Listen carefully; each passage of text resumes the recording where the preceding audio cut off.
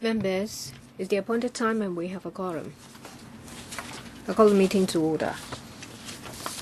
Item number 1.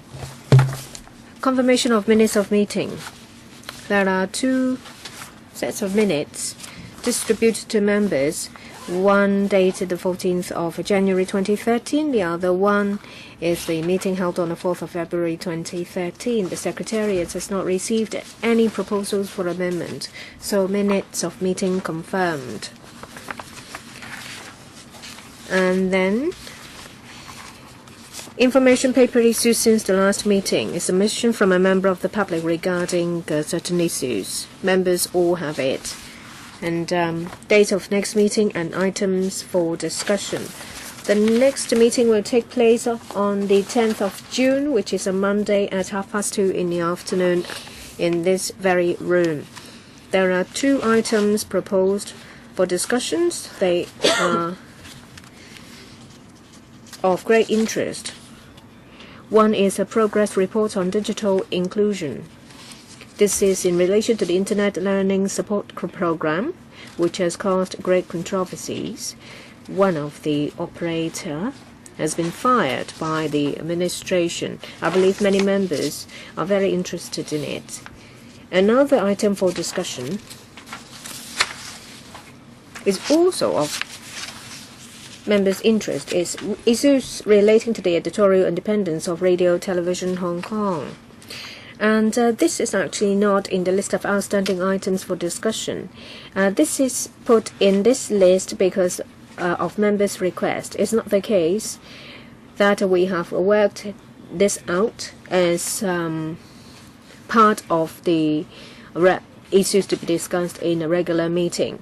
This is specially set down on this list for discussion at members' request. In relation to the second issue, I'd like to ask members, with your agreement, for the meeting on the 10th of June in relation to the item related to the RTHK, we will send letters to the relevant officials, the management of the RTHK, and also representatives of the production side of the RTHK, the staff union.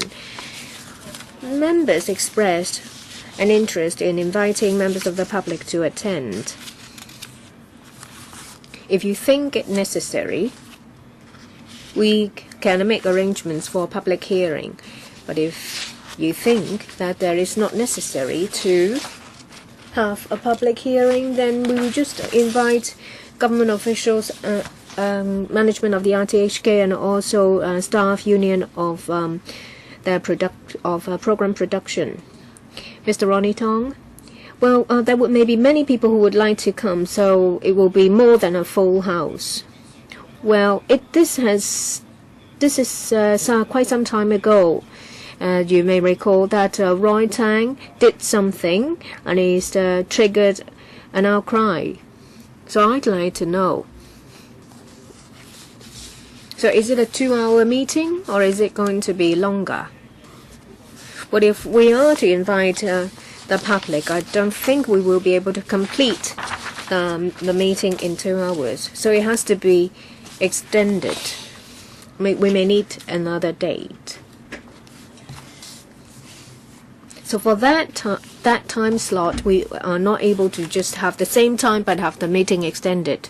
No, it can't be done because, as you say, there may be many people attended, say 30 people, 3 minutes each, and we will have to overrun. Well, if that is the case, perhaps we can do it at different stages, maybe set down another time. That's why I want to ask members. Members made a suggestion, and as I've said, this is added to the list afterwards. It's mentioned in the panel meeting previously, and I am the chairman, so if members would like to make arrangements, then we will. I support inviting the public, and I also support finding another time slot, preferably not Saturday. But we only have Saturdays. Mr. Charles Mock. I support, if necessary, to invite the public to express views. I think they are interested.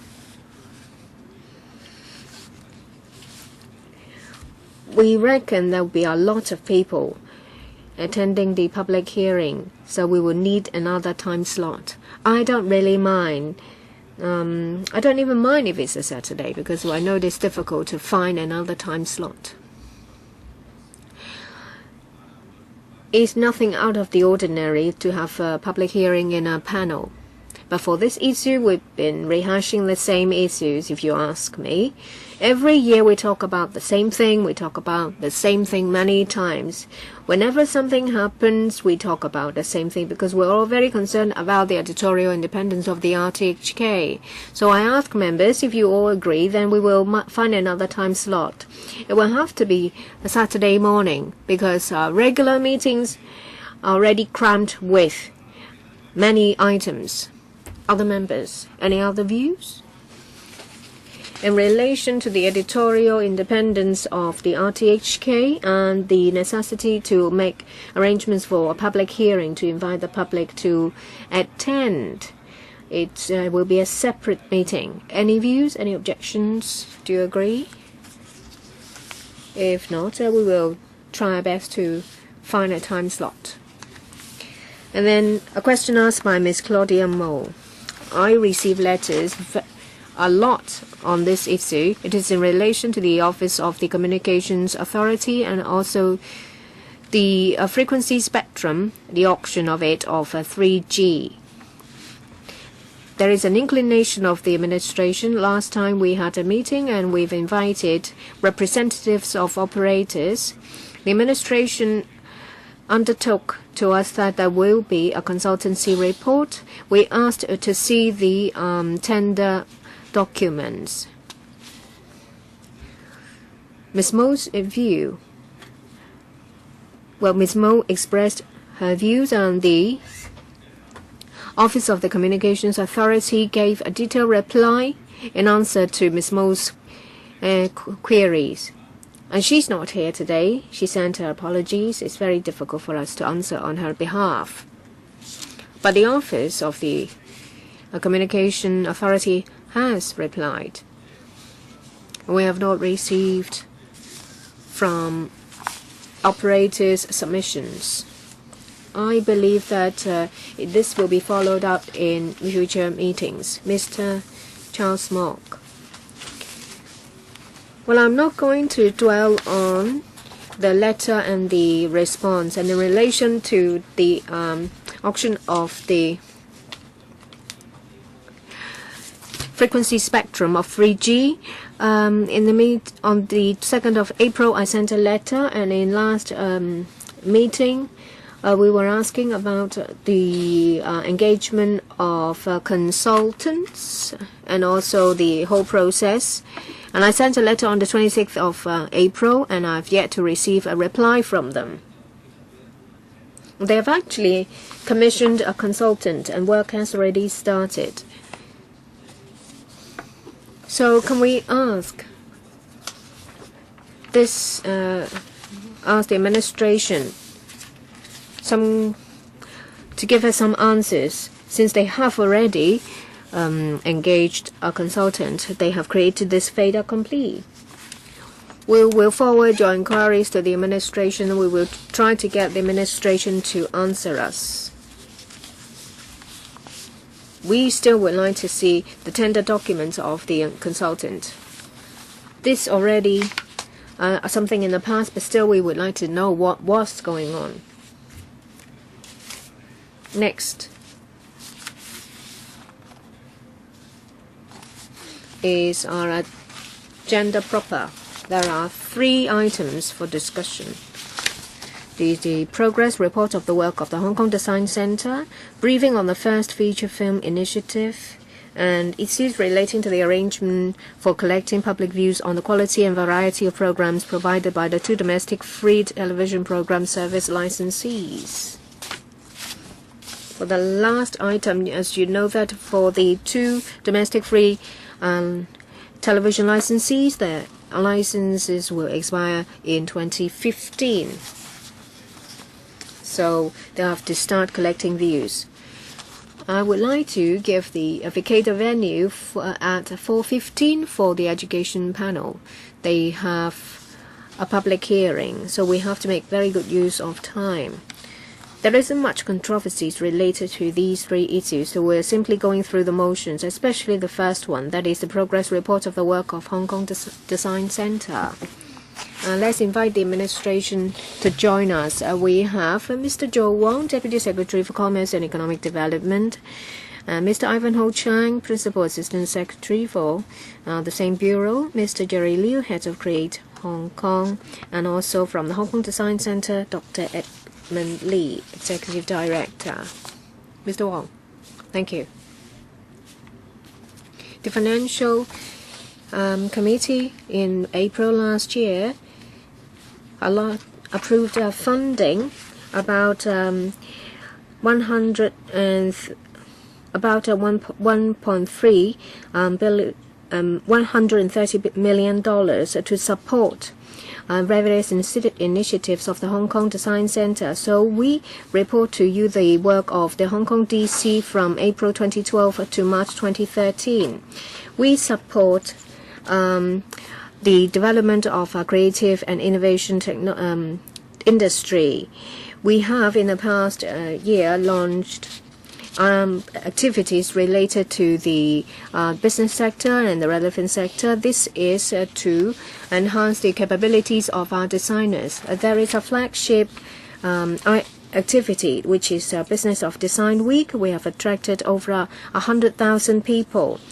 In October, starting from May last year, the Hong Kong DC took over the design incubation program. We have in the past year took in 23 companies, and there is also a number incubatees who finished their incubation period. You may refer to our discussion paper to get a better understanding of the work of the Hong Kong DC in the past year and also the future direction.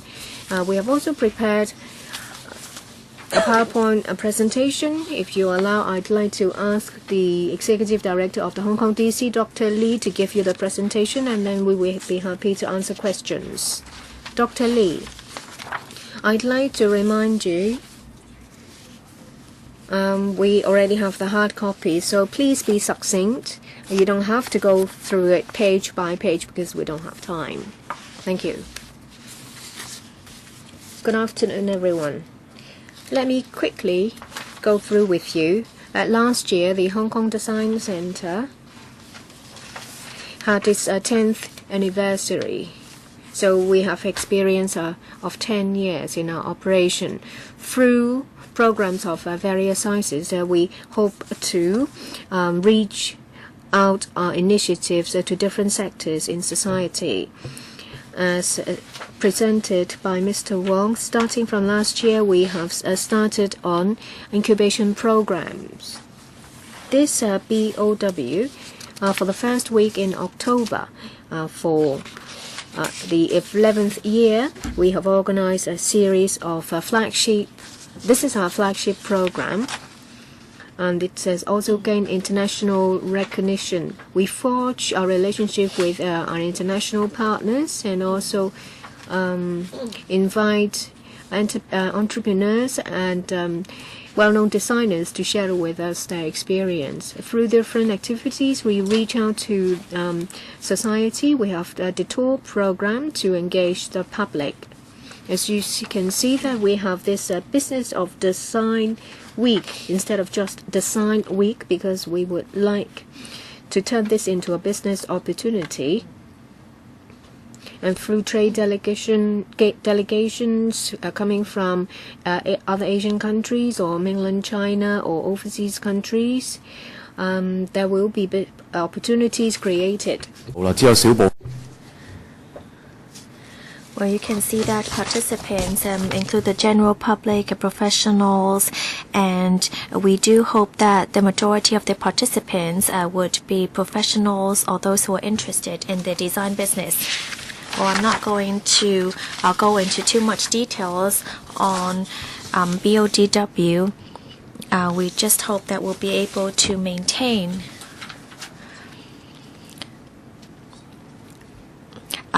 the attractiveness and network of BODW.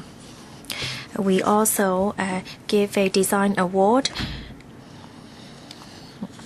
This is in 2012. We received about 832 works from 27 countries, and we are going to continue to promote such kind of competitions and to try to present awards to the designs that have an impact on society.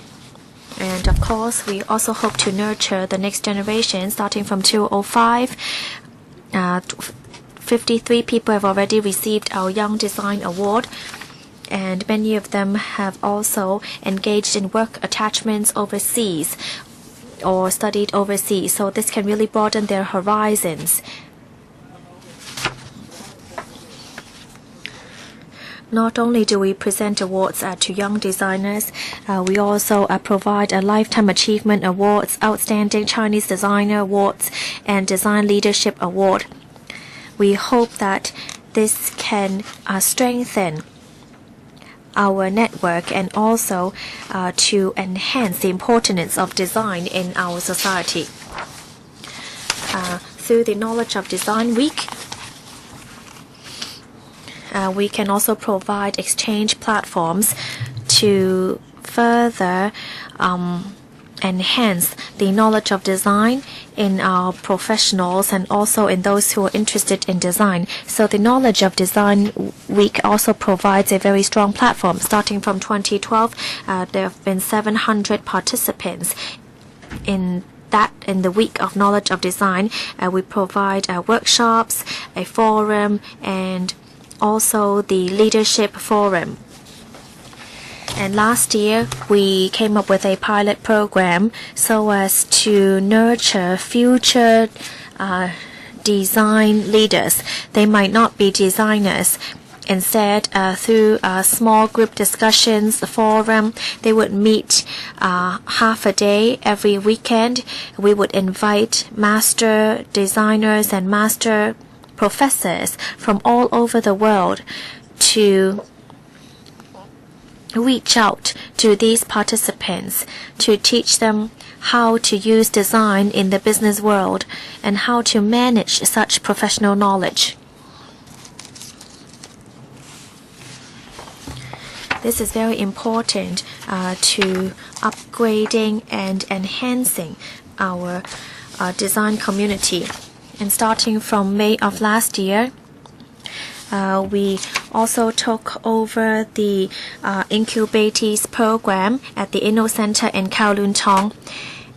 And up till this year, about 40 Incubatees companies have joined Inno Center. And 20 of them are actually those that were recruited by the science and technology parks.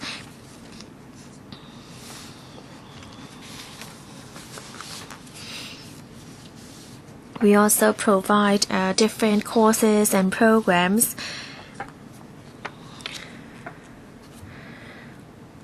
to encourage them to enhance their knowledge. We've already provided these courses for a few terms, and we have over 140 graduates from these programs. Last year, we worked with K11 shopping mall to hold Design Mart. So young designers were able to put their products in the shopping mall.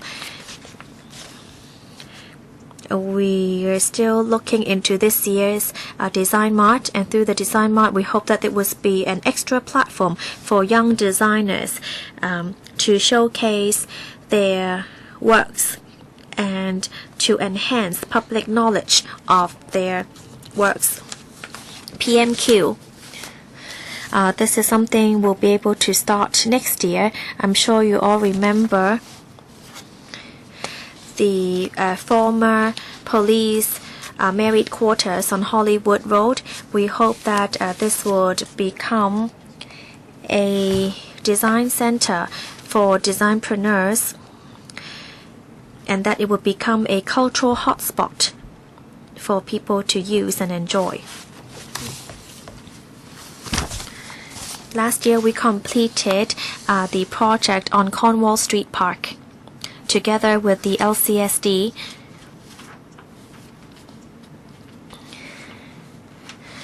We redesigned the Cornwall Street Park so that there would be an unique curated park environment with a user-centric design focus. Last year, we also worked with the LCSD to organize the Terracotta Warrior-inspired program.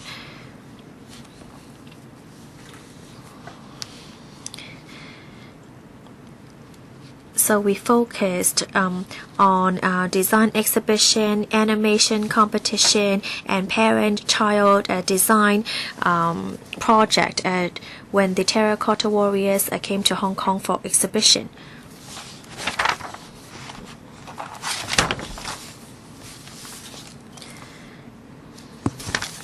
We also held a roundtable discussion on design, and we try to reach out to different designer friends so that we'll be able to reach out more to the public and to learn from designers.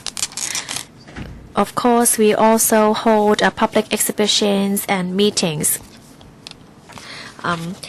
Last year, we organized different projects and exhibitions. And we also worked together with a master from Taiwan, Dong Yanzi, to try to bring his calligraphy to Hong Kong. Through this kind of exhibitions, we are going to further enhance public knowledge on art and design. We also completed the 2012 Hong Kong Design Year, and through the 1 year.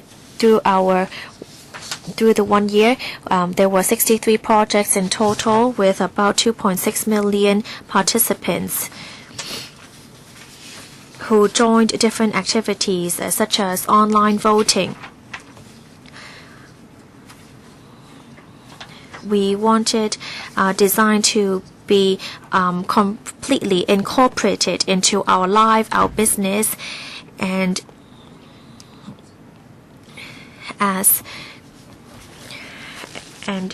we came up with a very strong slogan that we hope everybody would remember. We are also going to further enhance our creativity in the city through these projects. Looking towards the future, we are going to continue working on our current projects. We've completed the Kowloon Tong project, and we are also talking about the PMQ project. We hope that Hong Kong will become a very strong hub to provide platforms to help with business and to provide better business opportunities for young designers and other professionals. Of course, we need the support of the government and from the different sectors. Thank you. Thank you, Mr. Wong. Mr. Low, please. Thank you. Well, we're talking about the work of the Hong Kong Design Center. I've participated in many projects such as BODW. BODW has been expanding year on year. This is a good thing. But I have a question which may not be able to be answered by the Hong Kong Design Center. Perhaps Mr. Chang could answer this.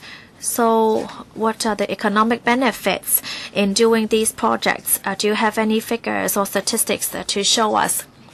Are you recruiting more staff? Are you providing more job opportunities? Or maybe you may not have, this might bring in direct business opportunities, which you might not have statistics on. It might bring business opportunities, but we need to try a way of quantifying it. And on registered patents and trademarks, I think these are also very good indicators. So I want to see if you could give us some figures and statistics to let us and also the public know whether there are really any strong economic benefits from these investments in design and creativity, so that we can encourage more young people to join this industry. Would you find in Annex 1 to the information paper the key performance indicators? Yes, I know you're talking about economic indicators. We will ask the Deputy Secretary to answer us. Perhaps I will refer to the head of Create Hong Kong. Yes, Mr. Liu, in relation to value adding, if we look at the design sector in 2005, we look at the base figure to 2010, over a period of 5 years, it has grown by 100%. And between 2010 to 2011, over a 1 year period, the growth was over 12%. And in relation to the exact factor or figure in economic growth, I will give you the information after the meeting. The increase is over 100%. Well, you said you will give me supplementary information. I hope that it will not be general information. I've been in the industrial sector for many years. I think the actual benefit cannot be reflected by just a figure or two. It brings business opportunities. It brings benefits on different levels. It can be recorded by detailed statistics, and if the administration can give us the actual figures, it will be better.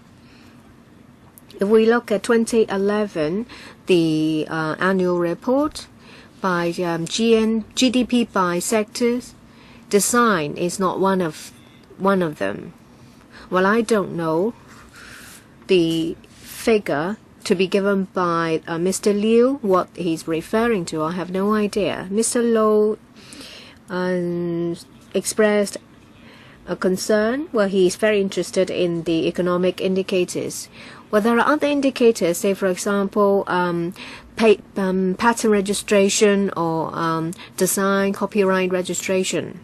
What I supplied to you just now was from the Census and Statistics Department. Every year, the department conducted surveys and compiled statistics on various economic sectors in Hong Kong. Miss Kwok. Well, when we talk about design, we always talk about usability and user experience. Whether a product is good, it's not just about its aesthetics. It's whether it's got a high utility level.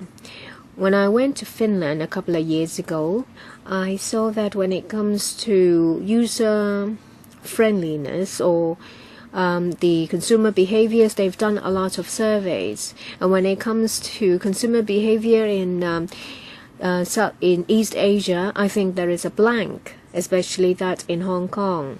So when it comes to surveys done on consumers or users, are there any plans to conduct any such surveys? Because I have not heard any information in this regard. Perhaps I will answer. Yes, Dr. Lee. We attach great importance on this. We have the design. We have this design knowledge of design week. We have various programs and platforms because we would like to identify the best from the relevant area. There may be large-scale talks or seminars or master classes. We focus on usability, interface, and application of certain technology in design. Through these platforms, we hope to teach and depart such knowledge. In many cities, they have a usability lab. There are facilities using scientific methods to measure usability. Say, for example, they will watch and maybe track the movement of the eyeball of the users and then conduct analysis. The government will support usability labs to help designers at different stages. It's not the case that the market analysis is done only after the product is materialized. There is no such support from the Hong Kong DC. Will there be such things in the future? I don't think the Hong Kong DC can do everything. In the School of Design of the Polytechnic University, there are different laboratories. You may know that there is a professorship, say for example on ergonomics, focusing on user experience or usability, etc. We are an operator. If you want us to provide supporting equipment, facilities or labs, so we are afraid that we can't do it. So if it is not something to be done by the Hong Kong DC, so I'd like to ask the administration, how are you going to help our designers to ensure that the product design will be well received by users? Who is to take this question? Under Create Hong Kong, we have the Create Smart initiative. In the past few years, we've been providing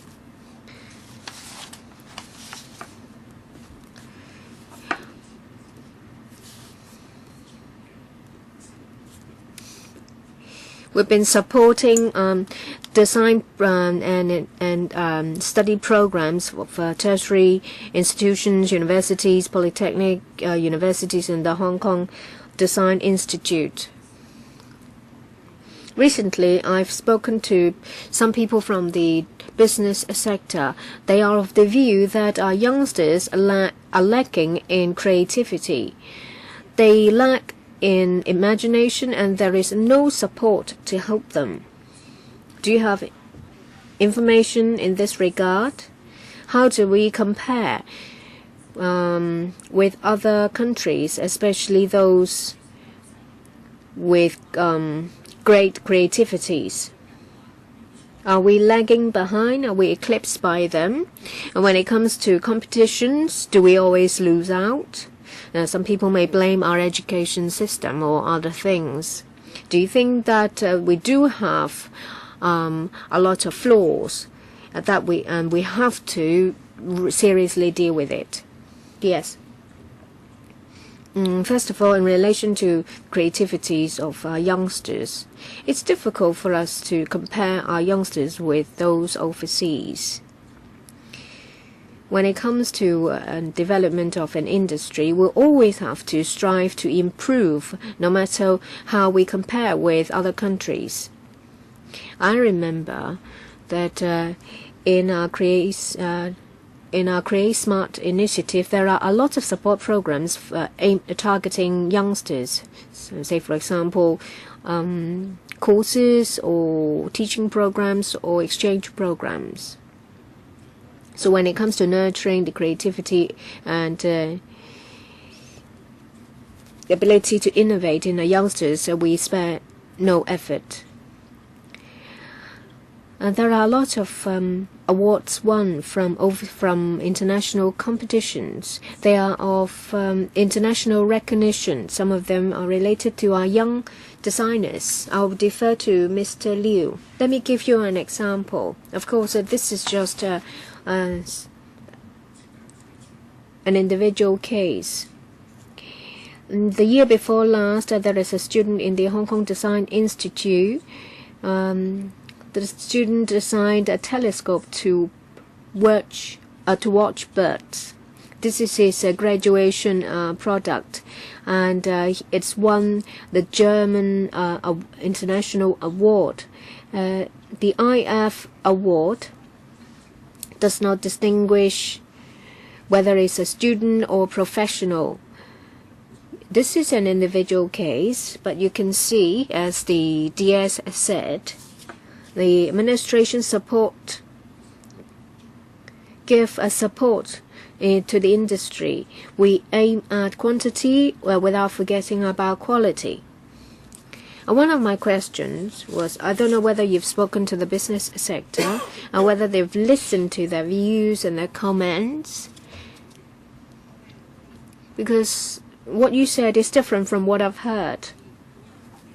And comparing with other cities, whether it is other Asian cities with vitality and creativity, how do we stand? Mr. Liu? I must admit that there are no indicators to compare the creativity of our youngsters to youngsters in other places. But we can see two things. When it comes to winning entries in competitions, there is one is environmentally friendly garment design. The winner will win a contract with the business sector to have his product produced. I hope that in the future we will have some indicators, because that will be more scientific, and we are very concerned. Next, Mr. Christopher Chung. I agree that in this report, the indicators are not indicators. You said that it's grown by 100% and awards were won. But what is that? What does that have to do with you? These awards will still be won, the achievement made, without your involvement. Can we give us some objective benchmark to measure your performance? In the near future, PMQ will be in place. You will have to set up some standards. In the past, to see how many designers have been nurtured because of the Hong Kong DC in the past decade. How many international design companies have come to Hong Kong to work with you? We don't want to know about the number of activities and programs you have, the amount of turnout and online voting, because these are meaningless. And about stakeholders, as a member said, what does the business sector see? What they want may not be what you've delivered. You have to give us some specific objectives or indicators. You have to take into account the comments and the assessment of users. You need to give us such information so that we can monitor to see if it's money well spent. We need to know what your stakeholders think of your performance. Mr. Liu, I believe that what Mr. Chung said, yes, we will take more into consideration. In the past, in the LegCo, including in panel meetings and in the Finance Committee, funding's been approved for the operation of the Hong Kong DC. The objective was not to create job opportunities or to strengthen economic performance of the design sector, but instead to promote design at different levels. So, the expectation for the HKDC is that in this 35 to 40 people organization, we're talking about under 50 million operating expenses annually. Our performance is already, well, if you say the statistics are a bit different from what you previously mentioned, but how do we further support under the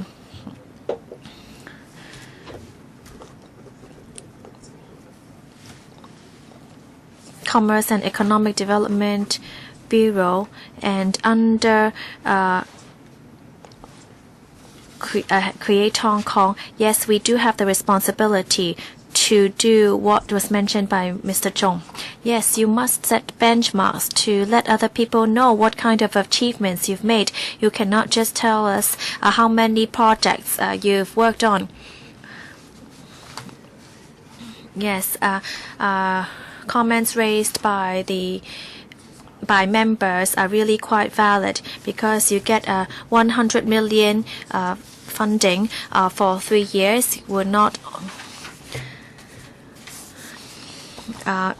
only talking about Create Hong Kong coming to our bureau, our panel for money, even for Create Smart Initiative and other private organizations. They all come to LegCo to acquire funding. So I don't think they may not be able to answer all your questions. Yes, but we want to have objective indicators. Well, yes, I've been looking at the progress of the HKDC for a few years. I can't say that you're exaggerating, but a lot of it has been packaging, and so I do think that it is valid that members are asking for specific information, specific indicators. Thank you. Mr. Liu, please. Thank you.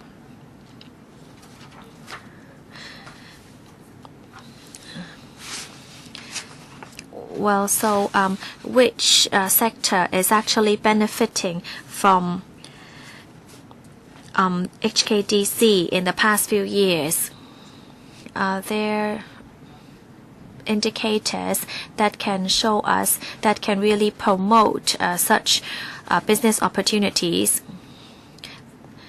The Audit Commission has given some comments to Hong Kong Design Center. First, in regards to human resources, and second, there's a lack of monitoring on business trips, and 650,000 used on providing funding to designers to attend an exhibition in Beijing. So I want to see whether improvement measures have been taken recently.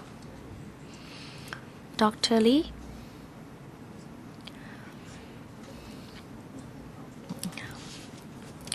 I'll first address the question on the different sectors. Well, through our own channels,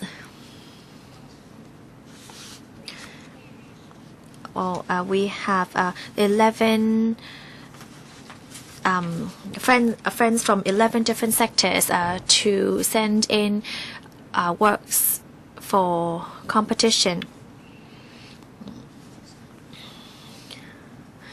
And under the operation of DIP, there are also different interior design, graphic design, fashion design, and interior design professionals applying to become incubatees. The Design Center is a very small organization, and we must ensure that we have a broad coverage for all different kinds of design. We also try to expand this via e-media.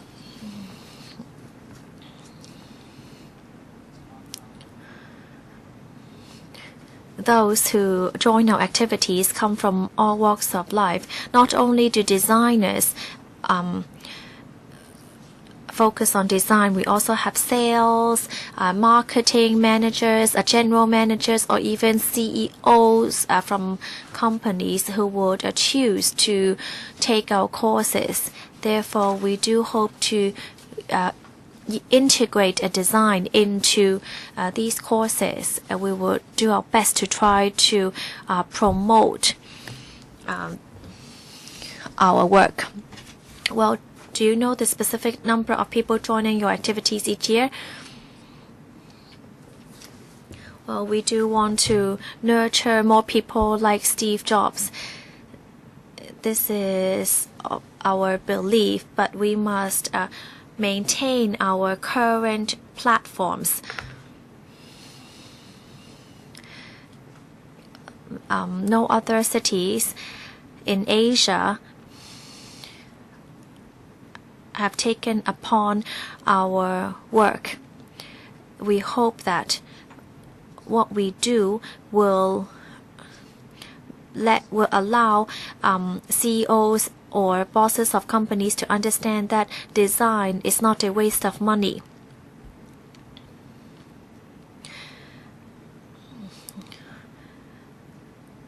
We will try to provide more courses and to encourage more participants to join our activities. There are still 2 members who would like to speak. Well, so I believe that we do have to stop here after the 2 members have spoken because there are still 2 other agenda items. Mr. Leung, please. Thank you. Well, you've given us some figures. You talked about 130 supporting organizations and about 100,000 participants for BODW. What do these figures mean? So what do these 2 numbers mean? 130 organizations and 100,000 participants. Dr. Lee, please.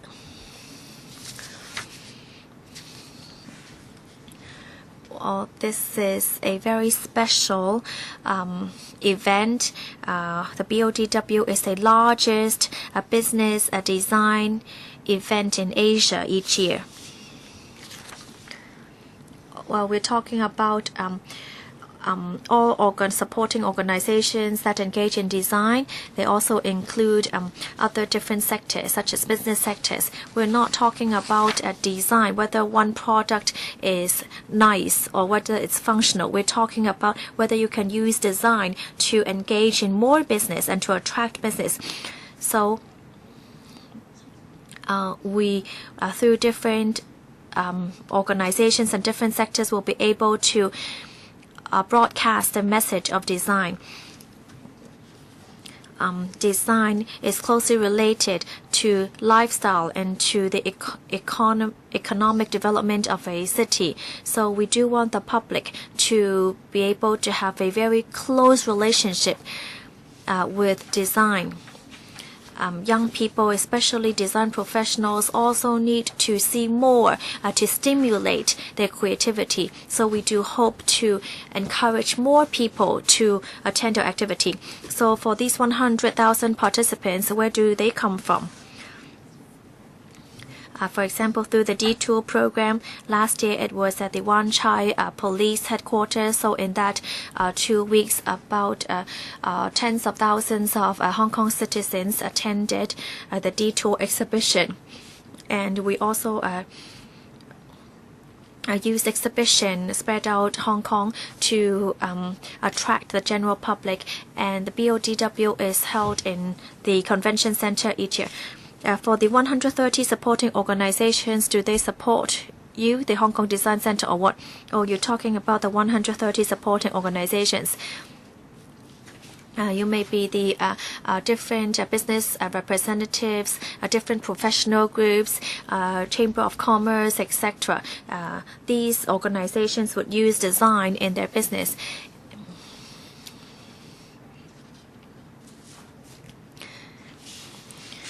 And they would help us to promote the message. So they're not actually supporting the design center. They're actually only a messenger. Well, yes, not everyone would do that. It's actually good news that they're helping us. Well, you talk about 100,000 participants. About 50,000 of them are walk-in participants, right? Well, can we look at it from the reverse? I think you need to better define the terms supporting organizations and participants. Well, you cannot just say that because these supporting organizations, are they supporting you with money or are they supporting you by acting as your messenger?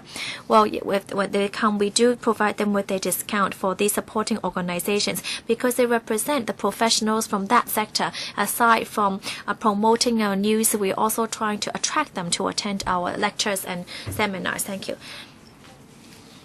Mrs. Regina Yip. Thank you.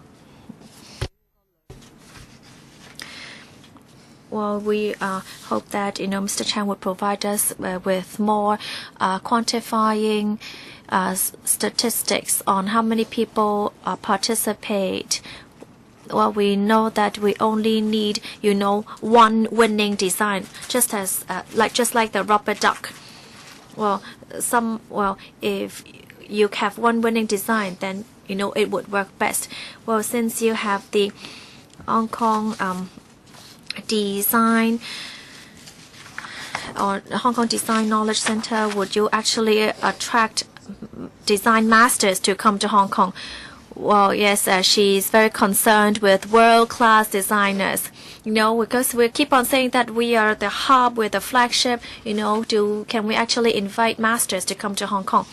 Well, yes, I would ask Dr. Lee to respond. Thank you. Last year, we did try, and this year we are working with the Netherlands and to work with the University of Delft. We're also working with the Institute of Design from Chicago and the Royal School of Art in London. These are all world-class facilities. Previously, another member talked about usability. We do want to deepen the knowledge in our students, and we are working towards this end. But specifically, what kind of cooperation would that be? Are you inviting them over to teach or what? Yes, we're going to invite them to Hong Kong, and once a month there would be one full Saturday and a half Sunday to intensively teach a small class of about 20 students. There would also be designers, marketing, sales, executive, working together as a team, and through case studies there would be interactive teaching. So would you also arrange for students to study abroad or try to broaden their horizons? Yes, we do want to do this, but at this stage, and we really bring students to engage them further, we would take this into consideration. Well, I think we need to conclude this agenda item. Thank you, Dr. Lee from Hong Kong Design Center. We'd now like to invite Mr. Wellington Fong, Assistant Head of Create Hong Kong, to join us for the next agenda item.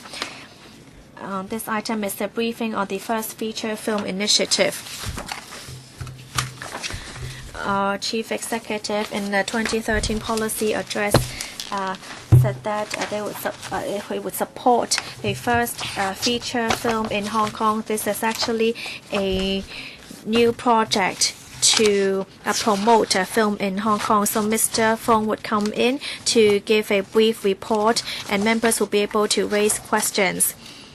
Mr. Ma Fong Kwok is present, so yes, we would allow you to ask questions. We are very tight on time, so 3 minutes each, please. Thank you. Let's welcome Mr. Fong. This is under the purview of Create Hong Kong. So Mr. Liu, the head, will stay with us. So will the Deputy Secretary and the Principal Assistant Secretary. Perhaps I will first invite the Deputy Secretary to say a few words. Thank you. The Chief Executive announced in the 2013 policy address the launch of the first feature film initiative for its support of the film industry. We attach importance in nurturing new blood in the film industry. So through students in tertiary education institutes and practitioners who've never made a film, we would like to give them the fund to produce a film, and they will enter into a competition. The winning team will get the funding. The winning team will have to first complete the production and sales process to accumulate experience. So we will engage an experienced practitioner to be the project manager to monitor the entire process and give advice as necessary. This FFFI is a pilot scheme.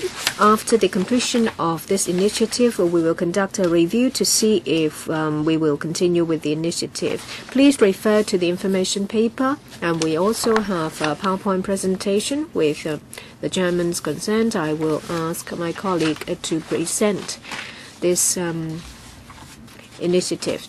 Mr. Fong, thank you.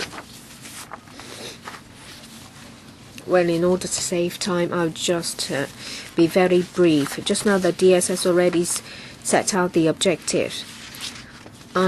You'll find the most important words in red. There are two groups. One is the higher education institutions group. There are two awards where the funding is capped at $2 million.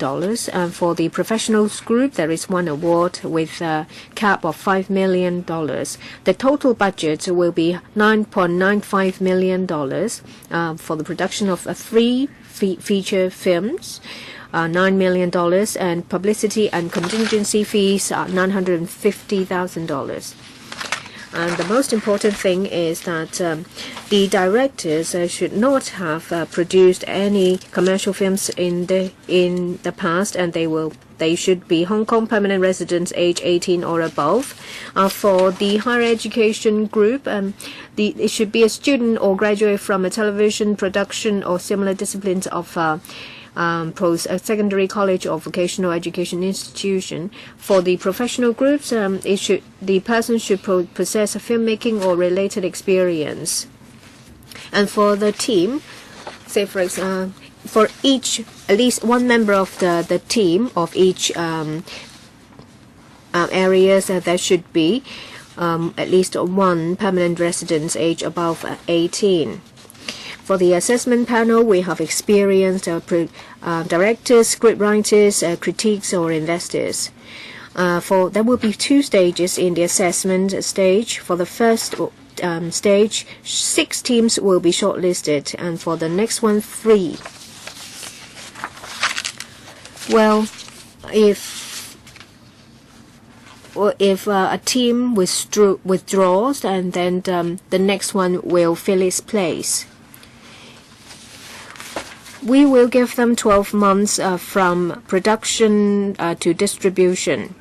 After the film is produced, the production company will have to, in accordance with the arrangement of Create Hong Kong, sell the film copyright for the first 5 years through bidding process. The production company cannot take part in the bidding process. This is the timetable. From March, we announced the initiative. We are already talking to the industry, and we're asking for expression of interest. We reckon that at the end of August we will have all the entries, and in September we can start with the first stage of shortlisting. Next year, in October, hopefully we will see the 3 films in cinemas. Thank you.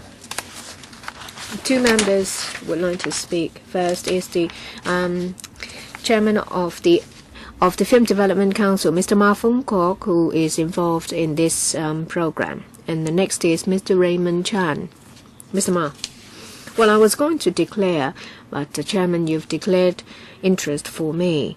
First of all, I'd like to say that this initiative was first.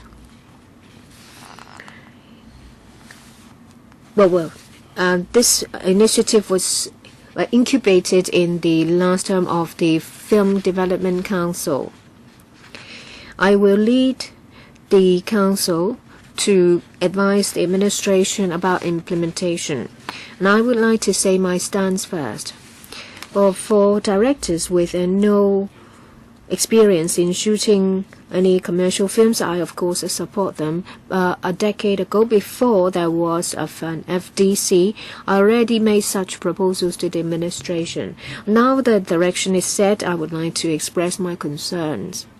I don't want to propose what should be discussed in the council here, but I'd like to say a few things. This may be a pilot scheme, but I do think that we have to put in every effort to make sure it's successful.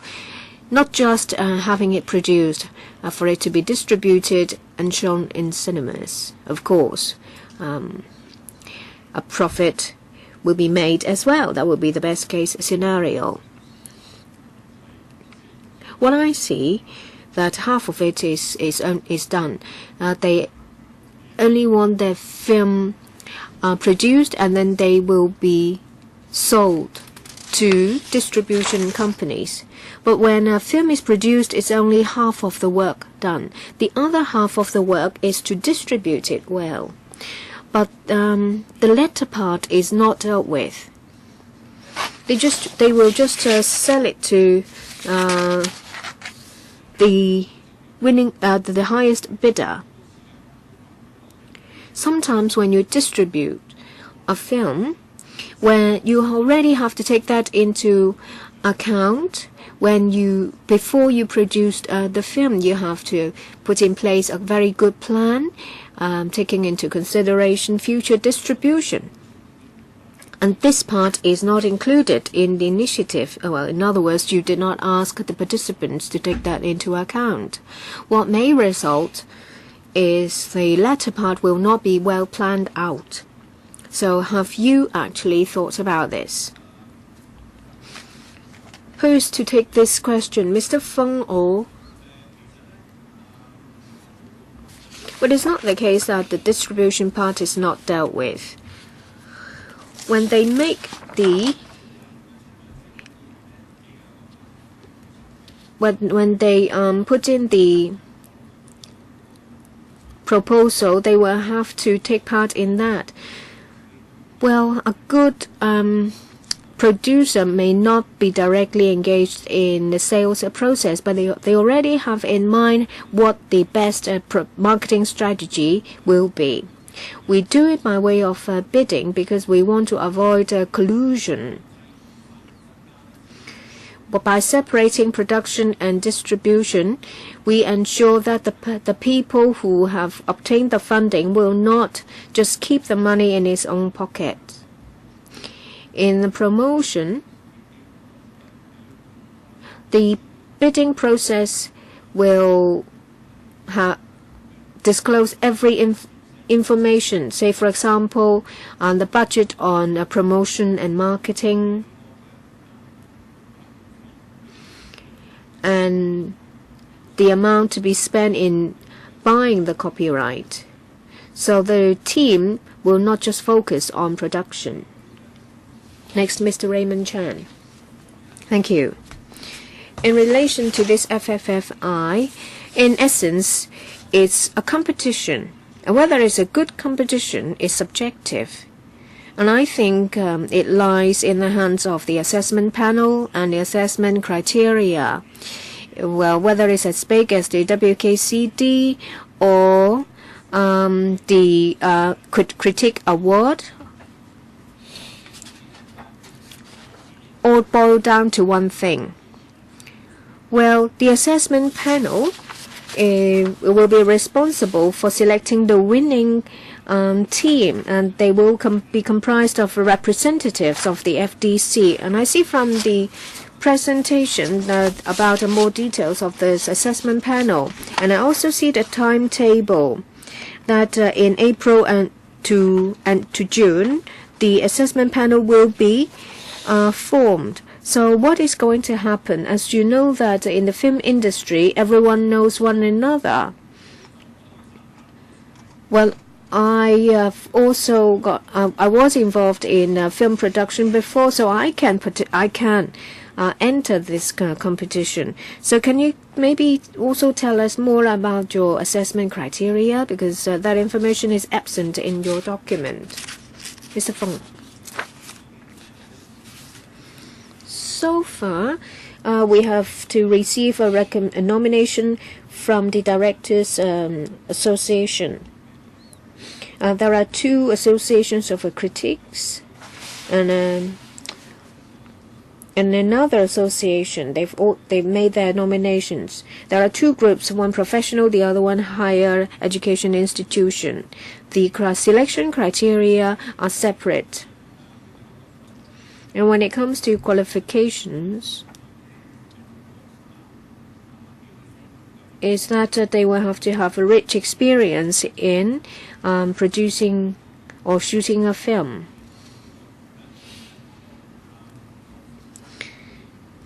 And when it comes to the final selection, we hope to leave it in the hands of the assessment panel when it's formed.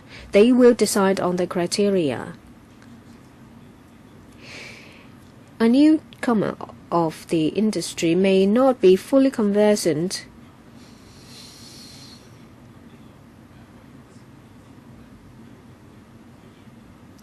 with the criteria, so we hope to leave it in the hands of the panel to set down the criteria.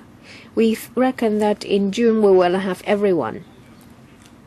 Yes, you can leave it in the hands of the panel, but how do you avoid problems that I've outlined, that there is just a collusion within the same group? Well, there will be two parts. First is the script. You can hide the scriptwriter's name. After this been vetted, then they will be shortlisted, and then there is the second envelope. The second envelope is the production. It's just like a tender process of the administration, so there is no preference. It's selected on the basis of the quality of the screen play. Well, apart from the panel, well, I know that there are two groups. For the education, higher education group is 2 million, and the other group 5 million. Is there a monitoring process about how the money is spent? Mr. Fong?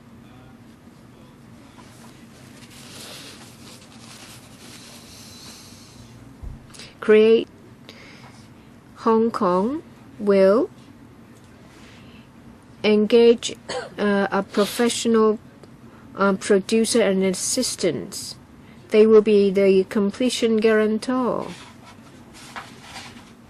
What they monitor is the schedule of the production, the budget,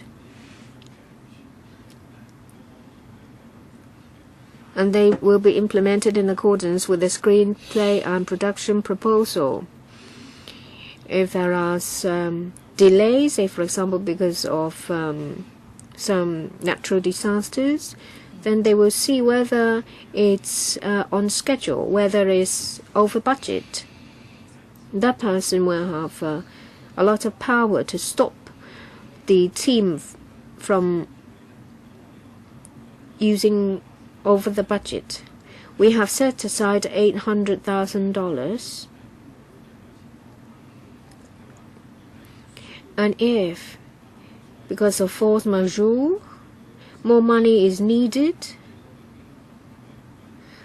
then the vetting panel will decide whether additional funding will be injected for the completion of the film. Well, what about contracts and remunerations to actors and actresses? Well, the project manager will look at the budget, will look at whether the market price is used.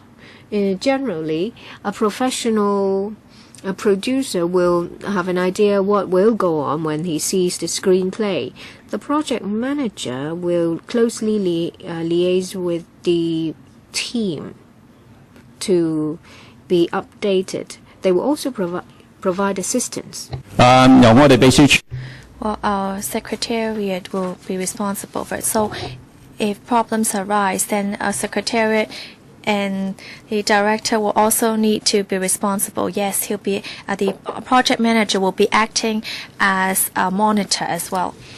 Thank you, Mr. Leung. Oh, before that, I'm not sure what you can produce with 2 million. Well, you know, what can you make out of 2 million? Is that enough? Mr. Leung, please. I think you should just ask Mr. Ma Fong Guok to deal with it. Maybe he can produce one with just $1 million.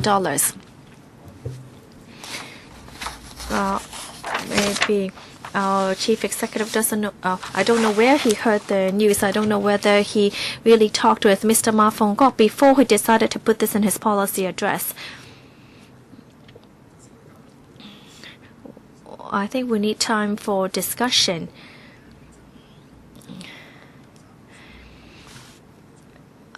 Or I think that, this is just like an award given by the CE, because I don't know, what you can produce with just 2 million. Inflation is really very fierce now. I think you need to go back and really think about it. I think you either give them more money.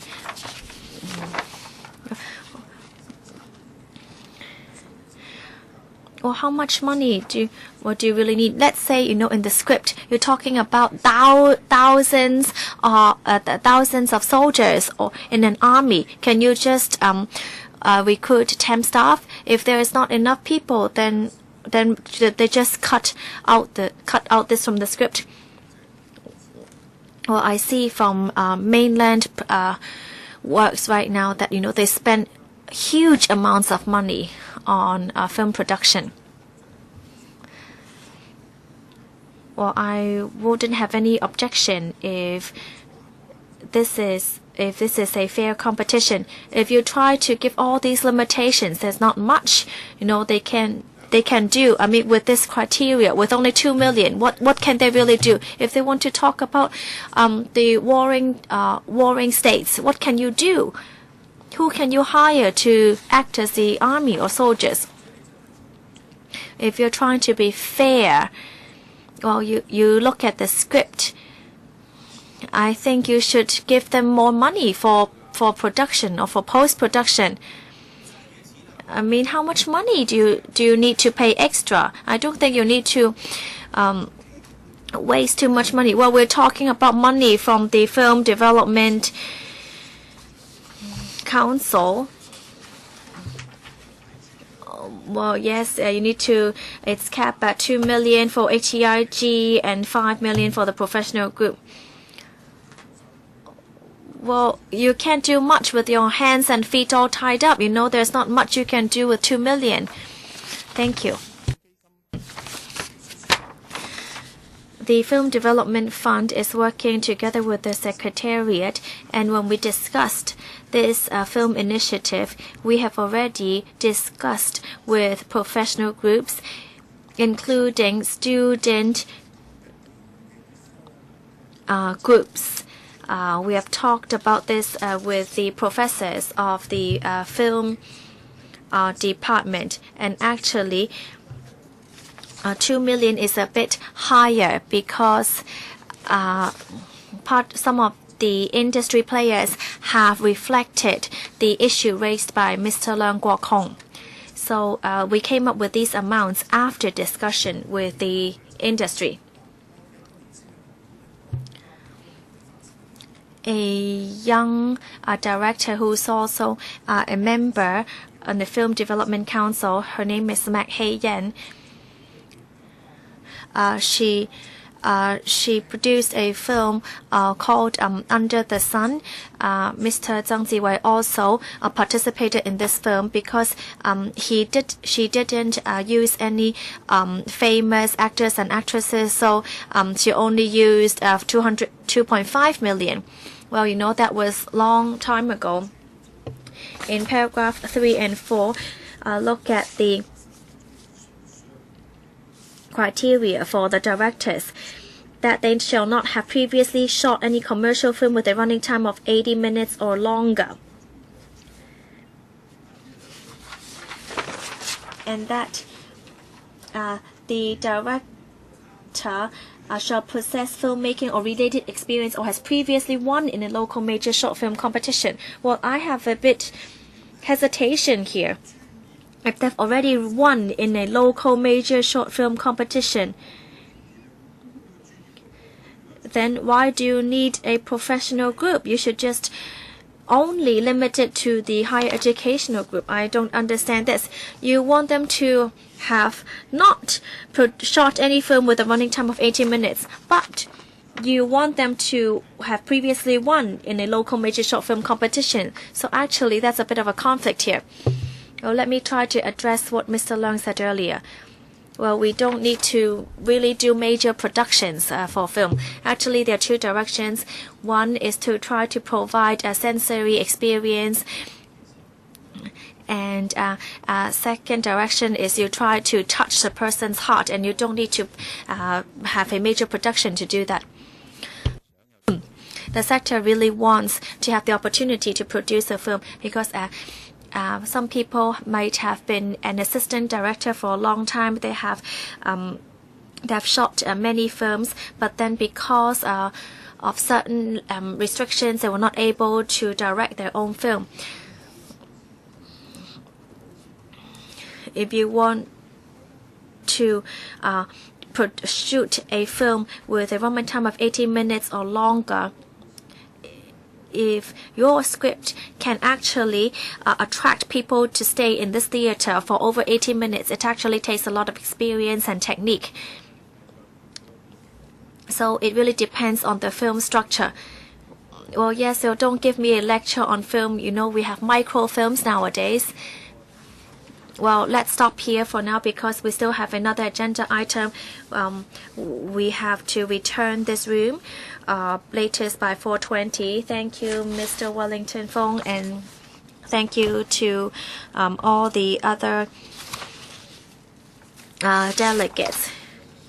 We'll now move on to the next agenda item.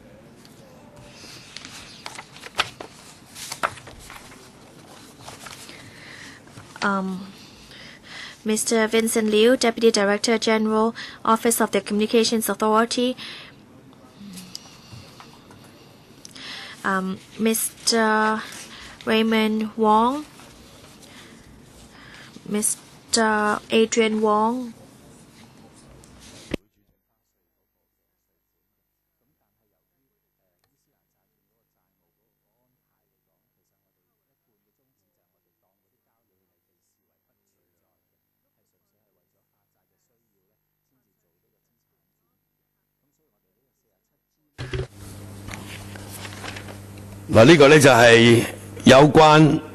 This is the item on issues relating to the arrangement for collecting public views on the quality and variety of programs provided by the two domestic free television program service licensees.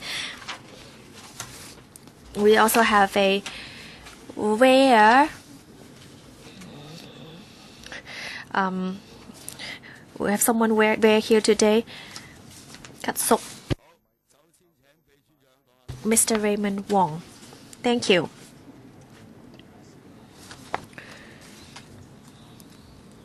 Well, let me give you a brief background. During the midterm review of the licenses of the two domestic free television program service licenses in 2010, the Chief Executive and Council approved the recommendations made by the former Broadcasting Authority and to collect public views on the quality and variety of the programs provided by the two free television broadcasters. And so, we wanted to invite public views on the free television broadcasters to see how they can improve the quality.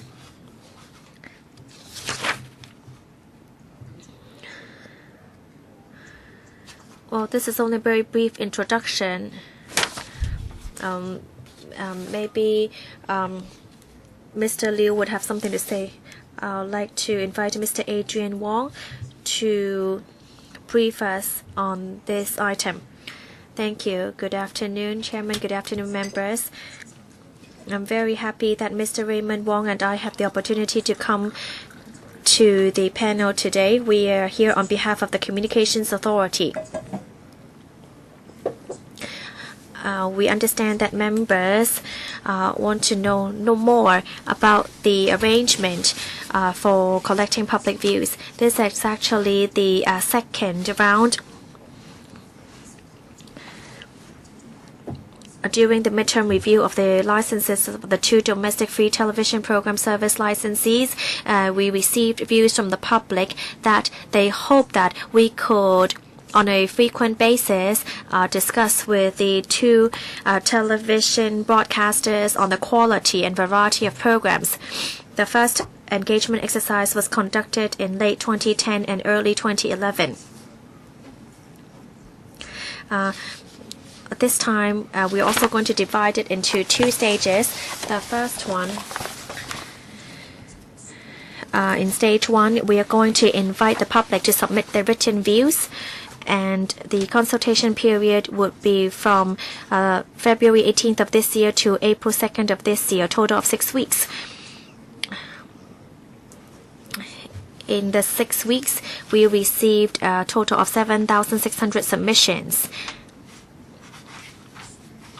We also received few other submissions after the consultation period, and we are going to upload this on our website for public review. In stage 2,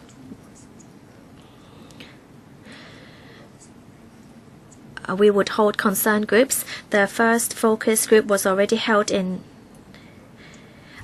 earlier, and we are going to hold another focus group discussion at the end of this month, and we have invited academics, television production veterans, and representatives from concerned groups to participate in the focus group discussions. And this provides a very good interaction between the public and the television broadcasters. We have received many written submissions from the public, and we also hope to hear members' views on this exercise. What we're doing right now is different from the midterm review. We are just going to focus on the quality and the variety of programs at this moment. The 2 existing domestic free television program service licensees will expire at the end of November in 2015. They are required to submit applications for renewal of their license not less than 24 months before their licenses expire. Therefore, we plan to conduct a large-scale public consultation early next year to collect public views on the performance of the 2 licensees. So this is all I have for now. Thank you.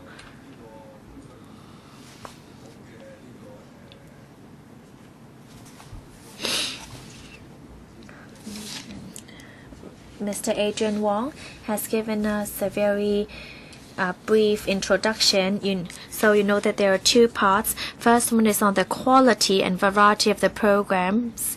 And basically, this stage has already been completed. I think the public is more concerned with the performance of the 2 licensees because their licenses will expire at the end of 2015. Members can raise views on these public consultations.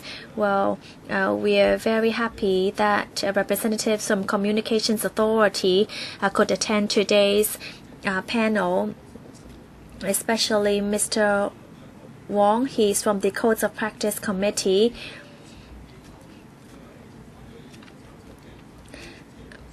I know some licensees have been penalized for violating the codes of practice, and I think that this is the correct way to go forward.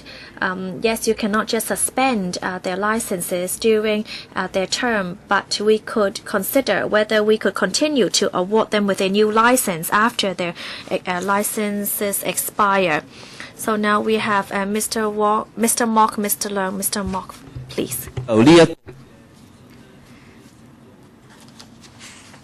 A lot of people think the consultation period is short and it came all of a sudden. A lot of people only found out at a very late stage because they heard about it from other people or on the internet. So I think there is something wrong with the publicity. So you now say that there are some focus groups conducting discussions, doing some work. And you mentioned about PTAs, and who else are invited to attend these focus groups and who are not invited? Can you give us a list of the groups invited to attend such focus group discussions? Can people ask to join? You can't do it behind closed doors. This is a very important exercise. As you say, that at the end of November 2015, the 2 licensees will have their license expired. And 24 months before the licenses expire, they have to make an application for renewal. We're talking about very short time. They can make the application now, because we're talking about 6 months around the 24 months. You may have received a view that the license of ATV should be taken back because it is not much use to them. When we talk about 3G, people say that whoever's got the spectrum, they don't think that they own it, because if they don't do it well, it will be taken away. And that's the case for 3G. So a lot of people are thinking about how to deal with the ATV license. There are lots of problems, and there are litigations involved and criticisms from the communications authorities, and they have not improved at all. Well, there are 3 new applications. The licenses are not granted, and I think this is an inseparable issue. To the public, they are inseparable. There used to be 2 licensees, and now there may be 3 more. So there'll be 5 television stations. But still, we're talking about 2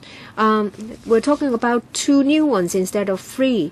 And people talk about spectrum, not just optic fiber. So are we talking about 5 stations, 2 stations, or 4 stations? They're all related. So under the existing policy, can you address all these issues? You can't dodge the problems. So can you tell me that when an application is made for renewal, it will be granted almost automatically? I'm afraid these cannot be answered, because today we're talking about issues relating to the arrangements for collecting public views on the quality and variety of programs provided by the 2 licensees. And just now Mr. Wong mentioned about comments on the quality and variety. Please don't digress. It is really far-fetched what you have said. What you mentioned will be discussed in other discussion items. Well, perhaps I will still ask if the 2 chairmen from the Communication Authority will be able to answer Mr. Mok's questions. Mr. Wong, thank you for your question. Please continue. What I can answer is in relation to the focus group discussions. Yes, you're right. We would like to have focused discussions. We found that in past public hearings, very often public will make a lot of comments, and there is little chance for representatives of the licensees to speak.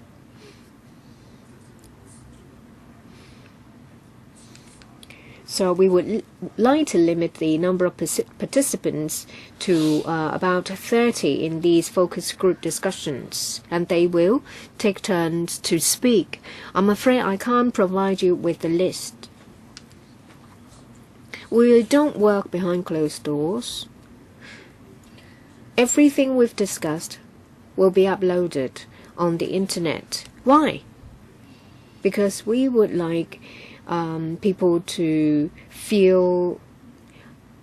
not feel any pressure when they speak, and they can speak their minds. Mr. Mok, well, perhaps with their consent, you can disclose the list, or you can just classify them. Say, for example, eight bodies are under the category of PTA, and however many under whatever type. You don't have to disclose their names, but you can just give us another answer. There is another way around it instead of just an outright refusal. In the 6 weeks, a lot of people have expressed their views. Well, for those people who have expressed a lot of views, we would invite them to attend. We will approach the academia, say for example universities, experts from this discipline, and also industry practitioners.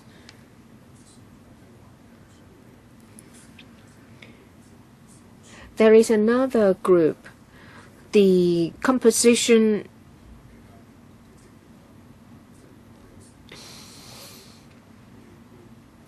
there are about 300 people from different sectors, different age groups. We will invite them to join our discussions. So we have people from different age groups and of all walks of life. What about volunteering to join? If someone who would like to participate, would you consider? If they're interested, we will consider. So you can say to the public that if you're interested in joining the focus group discussions, sorry, I think it's a thing in the past. But you said that the focus group discussions is in process. Yes.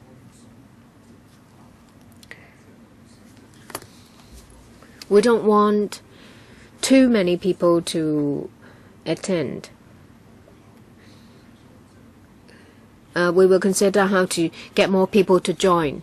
Now, I've already given you 7 minutes for question and answer. I thought there weren't too many people, that's why I let you speak more. Perhaps this will be followed up. Mr. Leung Kwok Hong. I don't think we need to consult much about the services of the television stations, because we all know about it. It's just that we don't have a choice. What I'd like to know, well, we've reached a stage where there are focus group discussions on various topics,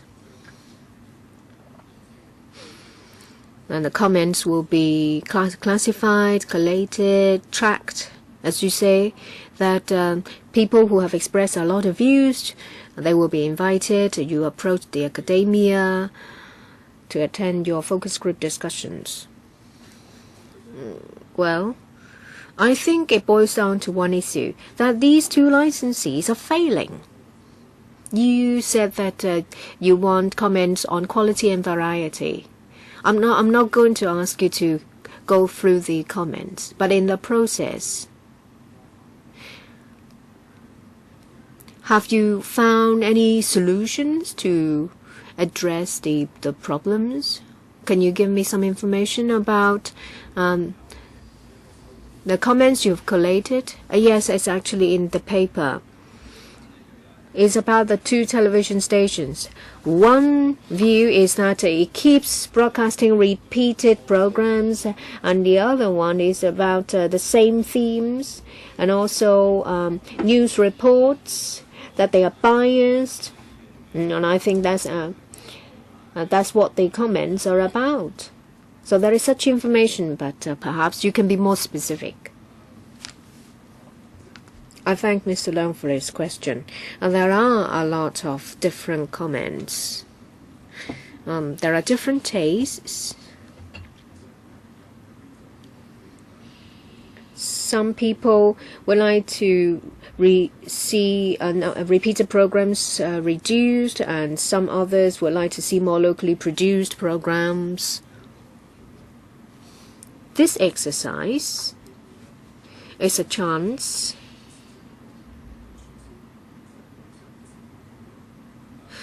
to have discussions with the television stations, but in the end, the management of the stations themselves is an internal matter for the stations. We hope to create similar platforms to reflect the views to the TV stations so that they can improve. Yes, actually, what I said is focused. Mr. Raymond Wong is the chairman of the Code of Practice Committee, and Mr. Wong is also related in some other way.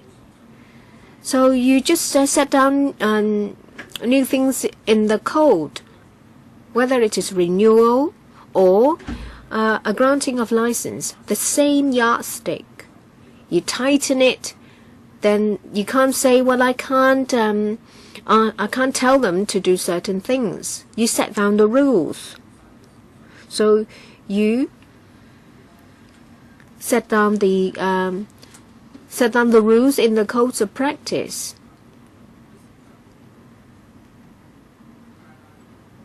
You can give them regulations or guidelines, rules. And this is the only way out. Otherwise, it's meaningless. The existing television stations will not improve, and no new comers are allowed to enter. I understand what you said. People are very concerned, the public is very concerned about the quality of television stations. Yes, we regulate them, but we are not the producers. If they breach the rules, breach the code of practice, of course, that they will be sanctioned. And where we think it's necessary to tighten the rules, we have a committee to study them. What I can say is that there are different tastes, and these tastes change.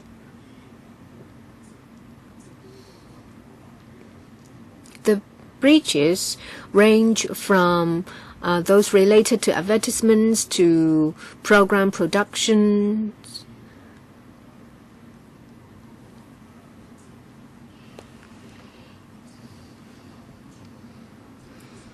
Or abuse of their position in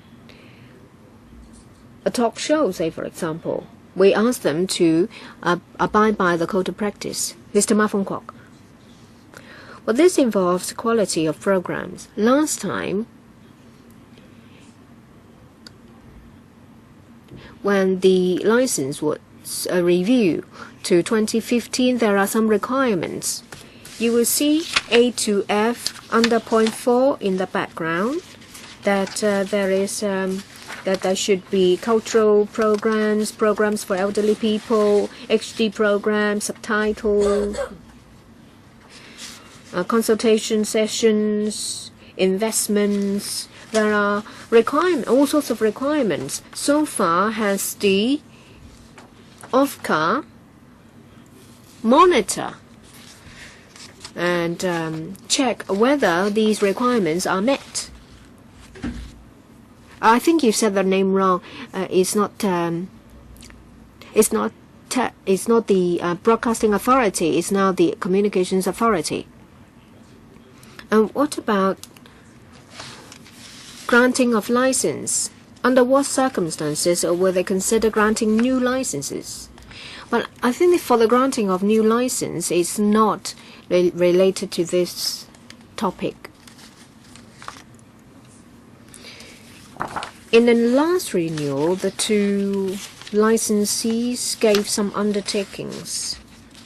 The the Communications Authority closely followed them up. They undertook to produce local programs, more children programs, and sports programs, and they did. So were they able to meet the requirements given by the Communications Authority? I think yes. And you said there are going to be 2.3 billion investment by ATV and 6.3 billion by TVB. Were they able to do that? The investments would be used on programming and infrastructure, and each year they will need to report to us how much they used. And as of now, they're still meeting the criteria. Thank you. If there are no further questions by members, let us conclude the meeting because we need to return the venue for the next meeting. Thank you.